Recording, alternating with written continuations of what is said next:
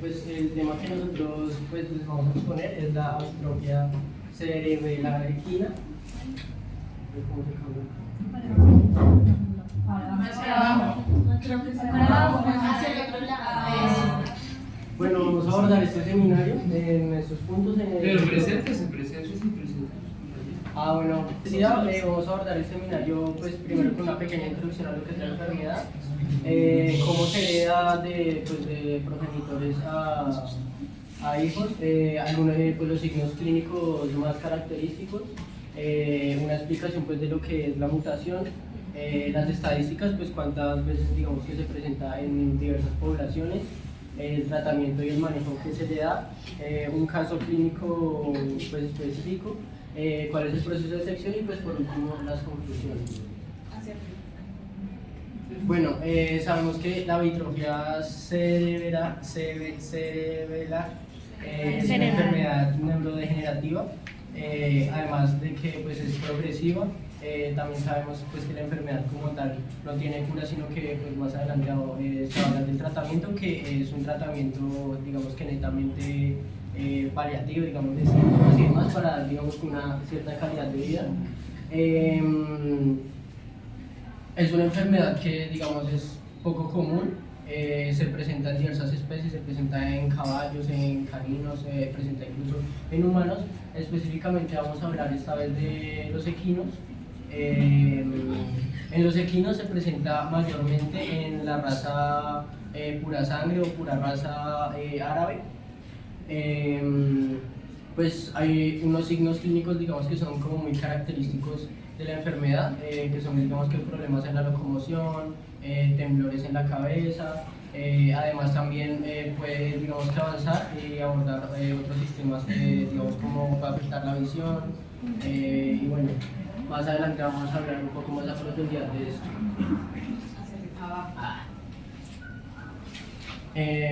Bueno, acá se muy bien. Okay. Como les mencioné anteriormente, la distrofia cerebral se determina como una enfermedad genética de carácter recesivo, es decir, que para que se llegue a manifestar en un individuo, pues ambos progenitores deben tener pues, un porcentaje de la enfermedad en el ADN. Todos los individuos que portan la mutación desarrollarán la enfermedad, pues siempre y cuando no, pues ambos progenitores digamos que se la puedan heredar. Acá hay un dato que dice que 5 de cada 5 años de la raza árabe presentan la distrofia cerebral.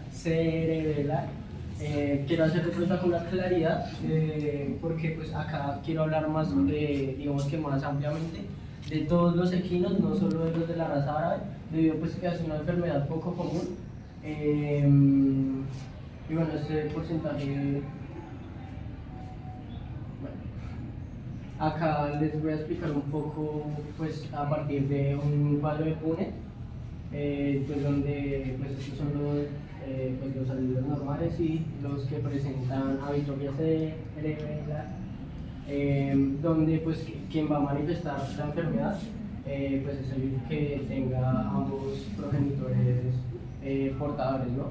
Los demás pues van a ser portadores, pero pues no llegan digamos que a presentar como las afecciones más características de lo que es la enfermedad. Pues del dato que les daba anteriormente que decía que el 5 de cada 5 años iban a presentar, pues la quiero desmenuzar un poquito acá, pues en donde el 25% de los casos pues serán normales, pues porque los progenitores pues tienen digamos que su genética normal, entre comillas. El 25% de los casos presentará la patología, y el 50% de los casos pues van a ser portadores, que pues en dado caso de que se lleguen a combinar con otro portador, pues sus hijos, entre comillas, van a presentar la enfermedad. Como comentaba mi compañero, pues hay unos signos que son muy específicos. Como se habló en la introducción, es una enfermedad neurodegenerativa progresiva, entonces lo que va a hacer es ir como atacando zonas específicas del cerebro que van a interrumpir como con la vitalidad como tal del equino. Entonces, como primer signo clínico tenemos cambios en el comportamiento, el caballo va a presentar agresividad, va a ser más esquivo de lo normal. En el caso de la ataxia, lo que sucede es que se involucra el control motor del animal y lo que sucede es que se le dificulta el equilibrio, no va a tener control en sus movimientos, la coordinación también se va a perder y pues eso va a generar dificultad en el movimiento general del animal. En cuanto a la pérdida de control muscular, va a haber temblores, movimientos involuntarios, como comentaba mi compañero va a tener temblores en la cabeza y finalmente pues pérdida del control muscular. Él mencionó que también se va a haber afectaciones en otros órganos, en este caso con los problemas de visión. Vamos a ver caballos con movimientos oculares involuntarios, con ceguera parcial, con pupilas dilatadas y también tenemos la disfagia. Lo que pasa con la disfagia es que va a haber problema en la deglución. El animal, al no tener como total control en sus movimientos, se le va a dificultar comer, lo que finalmente pues nos va a llevar a una pérdida de peso, ya que pues como les menciono, no va a tener una buena alimentación y aparte de eso la irritabilidad, los cambios en el comportamiento pues también van a haber afectado al animal en cuanto a su condición corporal. Muy bien, ahora vamos a hablar de la mutación. Recordemos que esta enfermedad es neurodegenerativa, autosómica, monogémica y ¿qué quiere decir esto? Autosómica quiere decir que no trata con cromosomas sexuales. Monogénica, la mutación solo se presenta en el género. Y recesiva quiere decir, como ya lo dijeron mis compañeros, que el heredero necesita de que sus dos padres sean portadores de esta mutación. Ahora, más adelante les voy a explicar cómo funciona la mutación de tipo conservativo y teniendo en cuenta que presenta un polimorfismo nucleótido simple, que para aclararles quiere decir que hay un cambio en la secuencia de ADN de que solo afecta a una base nitrogenada. En este caso, en esta mutación, se presenta en el gen TOE1, en el cromosoma 2 en el caballo. Y la parte de la conservatividad se presenta en un cambio de una guanina por una adenina. ¿Qué provoca esto? Esto provoca que haya un cambio de una arginina por una histidina. Estos dos son aminoácidos que hacen parte del mismo grupo de aminoácidos básicos y esto le explica la parte conservativa. Ahora, este cambio produce una alteración en la traducción proteica del gen TOE1, lo que conlleva a la mutación del gen MUTYH, que es importante en la expresión de las células de Purkinje, en el desarrollo de las células de Purkinje, que son las más grandes en el cerebelo y que están ubicadas en la corteza cerebral. Estas células son muy importantes porque ayudan en el control del equilibrio, el movimiento y la cognición. Ahora, al presentarse un cambio en esto, ¿qué ocurre? Al presentarse la mutación, las células de Purkinje se ven afectadas y lo que hacen es morirse y verse atrofiadas.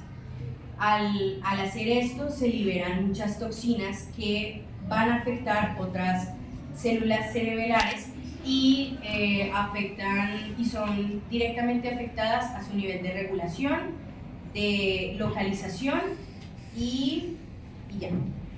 Entonces, esto se ve expresado y es por esto que se comienzan a ver la degeneración del animal. Entonces se comienza a ver que tiene problemas de locomoción y demás factores.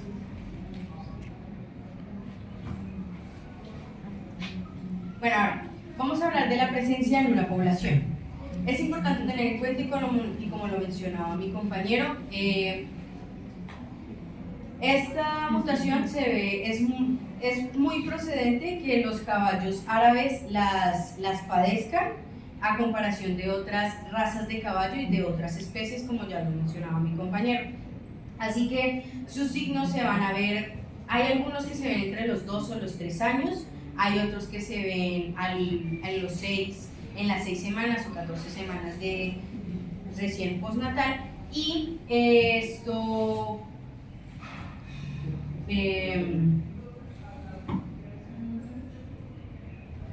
así. Hubo algunos estudios de revistas veterinarias donde se demostraba que el 5% de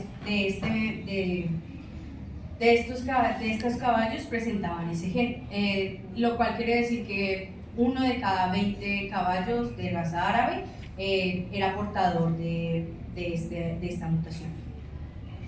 Y pues, como ya lo había dicho Dayana, pues hay cambios en la postura, como la cabeza inclinada hacia un lado o la cola enroscada. También hay cambios en el movimiento, como movimientos lentos, y también hay movimientos alterados en sus miembros anteriores. Hay dificultad para mantener el equilibrio y hay problemas de coordinación. En cuanto al tratamiento, hay que aclarar que esta enfermedad no tiene tratamiento, o sea, no tiene cura, únicamente se puede dar como los medios para que el animal no sufra tanto. Entonces, pues entendamos que como zootecnistas la parte equina no es barata, tampoco es tan amplia. Entonces, lo que se puede hacer en el animal para manejar estos síntomas que terminan siendo demasiado dolorosos para el animal es primero una atención veterinaria regular, que obviamente el animal por la enfermedad no se puede decir que se va a transportar, igualmente como les menciono pues es bastante costoso. Entonces lo ideal es que cada cierto tiempo el animal reciba una revisión por parte de la veterinaria, del veterinario, para así mismo ir sabiendo en qué punto de la enfermedad está y qué alternativas de tratamiento se le puede ir dando, ¿no? En lo de la terapia de apoyo, a los animales se les puede llegar a dar hasta terapia en piscinas para que ellos puedan, así, a pesar de las dificultades, puedan tener movimiento, puedan mantener el músculo, porque obviamente al haber una atrofia van a ir perdiendo el músculo, van a ir perdiendo la capacidad de moverse. En lo de nutrición adecuada, son animales que ya no pueden correr, ya no tienen la capacidad de ejercitarse acorde a lo que comen, entonces hay que manejarles una alimentación en la que no vayamos finalmente a tener un caballo obeso que va a terminar sufriendo de la cadera, de la columna, aparte del problema que le genera la enfermedad. Y ya en cuanto a cuidados paliativos, sabemos que pues lo ideal es que el animal no tenga sufrimiento. Cuando la enfermedad ya es muy avanzada, lo recomendable es proceder a una eutanasia. Bueno, muchachos, con respecto al caso clínico, el paciente fue un potro de 40 días de nacido. Primeramente se le hace un examen de anamnesis, donde se evidencia pues temblor de la fascia. Luego se procede a un examen neurológico, donde las principales signos patológicos fueron ataxia, hiperextensión de los miembros anteriores y hiperexcitabilidad. El proceso de detección, pues, como para explicarlo lo más resumido posible, se hace una prueba sanguínea que después se centrifuga para aislar el material genético. Luego, mediante la PCR, se amplía la muestra de material genético y luego con un aparato que hace parte de esta técnica de biología molecular que se llama HRM, que su función es gradualmente variar la temperatura para desnaturalizar y renaturalizar el ADN. Y bueno, como tal, el HRM es una máquina que además de hacer las fluctuaciones de temperatura, tiene un dispositivo que mira la fluorescencia de la reacción. Y pues mediante las variables que logra medir de la reacción, se pasa eso a un software que nos da una gráfica que se llama curva de función de fluorocromos intercalantes. Y este fue el resultado. El eje horizontal es la temperatura en grados centígrados y el vertical es unidades relativas de fluorescencia. Y pues acá logran ver el AA es la homocigosis de la directoría cerebral.